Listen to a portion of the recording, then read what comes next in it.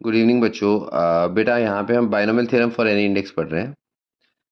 तो जैसे हमारे पास 1 + x⁻n है, तो बेटा नेगेटिव इंटीजर के केस में जब नेगेटिव इंडेक्स होता है तो उसमें इनफाइनाइट टर्म्स होते हैं। तो क्या होता है 1 - nx प्लस फिर नेक्स्ट उसमें n+1/2 फैक्टोरियल आएगा, एक्स स्क्वायर के साथ आएगा। इवन में पॉजिटिव लेंगे, ऑड में negative, minus n+1 n+2/3 factorial into x cube.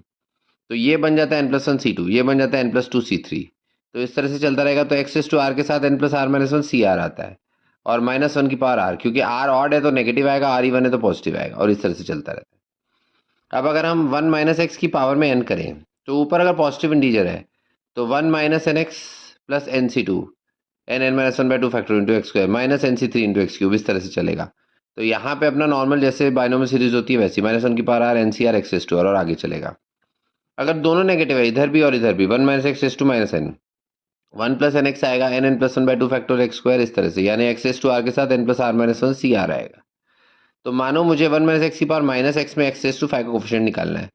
तो सबसे पहली बात तो सारे टर्म्स पॉजिटिव होंगे। टी आर प्लस क्या आएगा, n+r-1 cr x⁻r। अब अगर x की पावर 5 का चाहिए, मतलब r को 5 रखना है और n की वैल्यू 6 है, तो t6 क्या बनेगा, 6 + 5 - 1 c5 x⁵, मतलब 10c5 x की पावर 5।